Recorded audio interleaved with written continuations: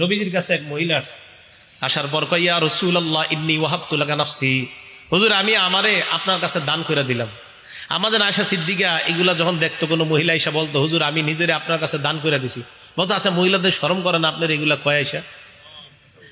আমার এরকম বলতেন।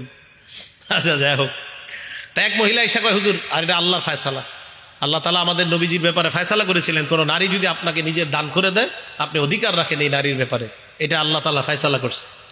তো যাই হোক, এক মহিলা এসে বলতেছে, হুজুর আমি নিজেকে আপনার জন্য দান করে দিলাম। নবী সাল্লাল্লাহু আলাইহি সাল্লাম মহিলার কথা শুনে নিচের দিকে মাথা দিলেন।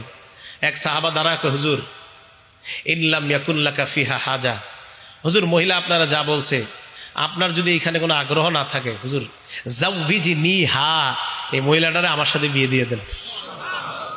নবী সাল্লাল্লাহু আলাইহি সাল্লাম কয়, তোমার সাথে বিয়ে দিয়ে দিব? কয় জি হুজুর। মাজা ইন্দাকা, কি আছে তোমার, টাকা পয়সা আসেনি? লা ইয়া রাসূলুল্লাহ, আল্লাহর কসম হুজুর কিছু নাই। নবীজি বললেন, ইযহাব ইলা আহলিকা ফানজুর, বাসায় যাও দেখো তোমার হাল ইন্দাকা মিন শাইইন, কিছু আছে কিনা দেখো তালাশ করে।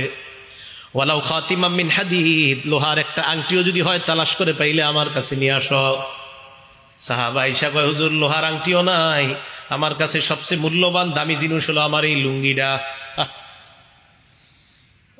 কথাগুলা শুধু শুধু শুনতেছেন, এই নিয়তে শুই না, মাঝে মাঝে একটু ভাইবেনও। এক সাহাবা নবীজির কয়, হুজুর লুঙ্গিটা ছাড়া কিছু নাই।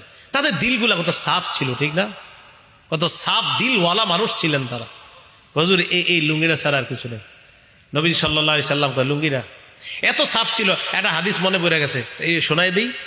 তিরমিজি শরীফের 3375 নম্বর হাদিস। এক সাহাবা নবীজির কাছে আসছে, আসার পরে কয়, ইয়া রাসূলুল্লাহ ইন্না শারা'i আল ইসলাম কদ কাসুরাত আলাইয়া, হুজুর ইসলামের এত বিধিবিধান আমি মুখস্থ রাখতে পারি না।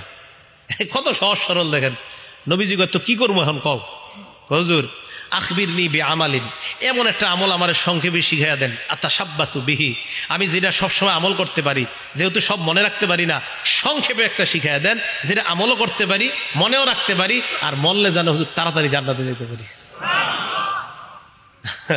নবী সাল্লাল্লাহু আলাইহি সাল্লাম কয়, লা ইয়াজালু লিসানুকা রাতবাম মিন যিকরিল্লাহ, তোমার এই জিহ্বাটা সর্বদা যেন আল্লাহর জিকিরে তরু তাজা হয়ে যায়। জিহ্বাটা সর্বদা আল্লাহর জিকির দ্বারা ভিজিয়ে রাখবা, আল্লাহর জিকির দ্বারা সিক্ত রাখবা, মরবা আর আল্লাহর জান্নাতে প্রবেশ করবা। খুব সহজ সরল ছিলেন সাহাবায়ে কেরাম। যাক বলতেছিলাম, তোকে হুজুর লুঙ্গিটা ছাড়া আমার কিছু নাই। আল্লাহ নবী কয়, মিয়া তোমার এই লুঙ্গি যদি মোহর দাও, এটা কাইটা যদি অর্ধেক দাও, অর্ধেক দিয়ে তো কষ্ট হবে তোমার পড়তে, আর অর্ধেক যদি তোমার বউরে দাও, না যাও, বিয়া হবে না। কথা কিন্তু শেষ। নবীজি ডাক দিলেন, এই শোনো শোনো শোনো, হাল মা কামিনাল কোরআন, বিমাজা মা কামিনাল কোরআন, অথবা মা কামিনাল কোরআন, কোরআনের কিছু পারোনি তুমি? সাহাবা কয়, হুজুর জি সূরাতুল কাজা ওয়া কাজা, ওই সূরাটা আমার মুখস্থ আছে। আল্লাহ রাসূল কয়, মাল্লাকতুকা হা বিমা মা কামিনাল কোরআন, শুধু কোরআনের কয়েকটা সূরা মুখস্থ পারো, এটাই মোহরানা ধরে তুমি এই মেয়েটাকে শিখাইয়া দিবা, বাস এটাই মোহরানা, মেয়েটাকে তোমার সাথে আমি বিয়ে দিয়ে দিলাম। কোরআনের দাম আছে। আল্লাহ বুঝার তৌফিক দান করেন। 11 নাম্বার কথা,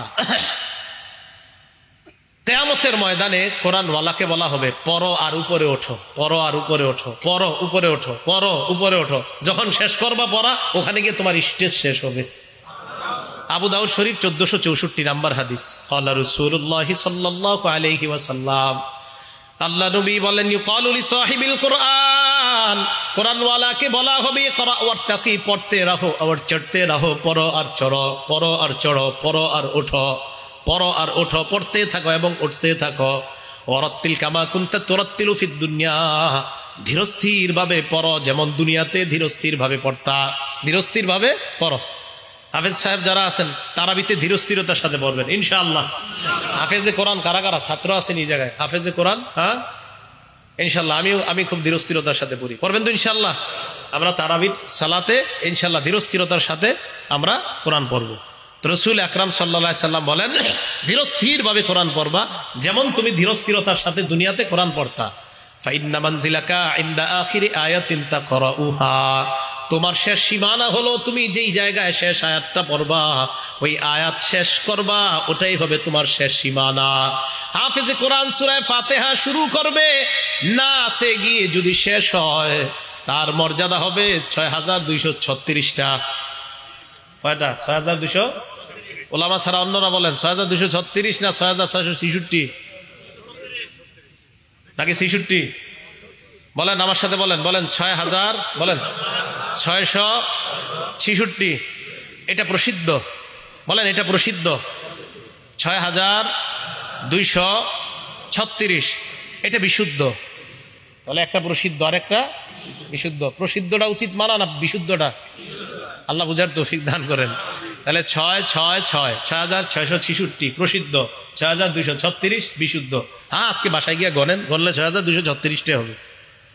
তো ঠিক আছে, হাফেজে কোরআন পড়তে পড়তে যখন শেষ আয়াত পড়বে, ওটাই হবে তার শেষ সীমানা। ওই মর্যাদায় আল্লাহ তাকে অধিষ্ঠিত করবেন। ১২ নাম্বার, হাফেজে কোরআনকে কিয়ামতের ময়দানে কোরআন গিয়ে বলবে, এই আমার চিনো চিনো? তো হাফেজে কোরআন বলবে, না মা আরিফুক, আমি চিনি না তোমারে। আরে আমার চিনো না? না চিনি না। মুসনাদে আহমদ ২২,৯৫০ নম্বর হাদিস। এই কোরআন গিয়ে হাফেজে কোরআন বলবে, হাল তারিফুনি, আমার চিনো? তো বলবে, না মা আরিফুক, আমি চিনি না। কোরআন বলবে, আনা সাহিবুকাল কোরআন, আমি হলাম তোমার দুনিয়ার সাথী কোরআন। আনাল্লাযী আযমাতুকা আনাল্লাযী আযমাতুকা ফিল হাওয়াজির, আমি ওই কোরআন, যেই কোরআন তোমাকে দিনের বেলা পিপাসার্ত রেখেছিলাম, অথবা আযমাতুকা ফিল হাওয়াজির, দিনের বেলা খাইতে দেই নাই, ওয়া আসহারতু লাইলাতাক, রাতের বেলা ঘুমাইতে দেই নাই। এরপর এই কথা বলার পর ইউতল মুলকা বিয়ামিনিহি, ওই হাফেজে কোরআনের ডান হাতে জান্নাতের মালিকানা দিয়ে দেওয়া হবে। ওয়াল খুলদা বিয়াসিরিহি, অথবা বিশিমালিহি, বাম হাতের মধ্যে জান্নাতে থাকার সর্বদা যেন থাকতে পারে। প্রথমে মালিকানা, এরপর হলো রেজিস্টার, প্রথমে মালিকানা, সেল পারমিশন, প্রথমে মালিকানা। আপনারা জায়গা জমিন কিনলে সেল পারমিশন, এরপরে আপনারা যান, টিন লাগে, টিন লাগার পর রেজিস্ট্রেশন করতে হয়। হাফেজে কোরআনের ডান হাতে মালিকানা দেওয়ার পর ওয়াল খুলদা বিশিমালিহি, বাম হাতে জান্নাতে চিরস্থায়ীভাবে থাকার সার্টিফিকেট দেওয়া হবে। ওয়ায়ুদাউ আলা রাসিহি তাজুল ওয়াকার, তার মাথার মধ্যে সম্মানের মুকুট পরিয়ে দেওয়া হবে। দুনিয়ার মধ্যে যদি কোনো হাফেজে কোরআনের কোনো দাম নাও থাকে, আখিরাতে কিন্তু তার মাথায় সম্মানের মুকুট। মানে আমাদের চোখে যদিও মনে হয় যে হাফেজে কোরআনের দাম নাই। আচ্ছা আপনারা বলেন তো, বাংলাদেশের নামটা সারা পৃথিবীতে সবচেয়ে উজ্জ্বল করছে কারা?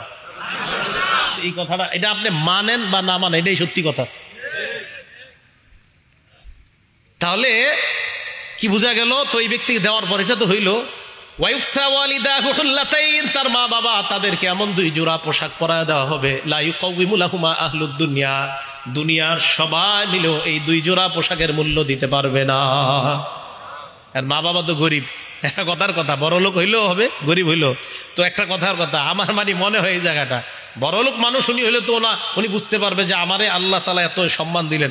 তো গরিব যদি হয়, এও তো আজীব হয়ে যাবে। বিমা খুশি না হাজিহি, আরে আমগরে এইগুলা পড়ানো হয়েছে কেন? জবাব দেওয়া হবে, লিয়াখজি ওয়ালাদিকুমাল কোরআন, তোমাদের সন্তান কোরআন ধারণ করছে, এই কারণে আল্লাহর পক্ষ থেকে তোমাদেরকে এই সম্মান দেওয়া হলো। তাহলে কোরআন যিনি গ্রহণ করে তার মর্যাদা আছে শুধু না, তার মা বাবারও মর্যাদা আছে। প্রত্যেক ঘরে ঘরে অন্তত একজন সন্তান হাফেজে কোরআন বানান, আল্লাহ তৌফিক দান করেন। এই গেল আপনার ১২ নাম্বার কথা।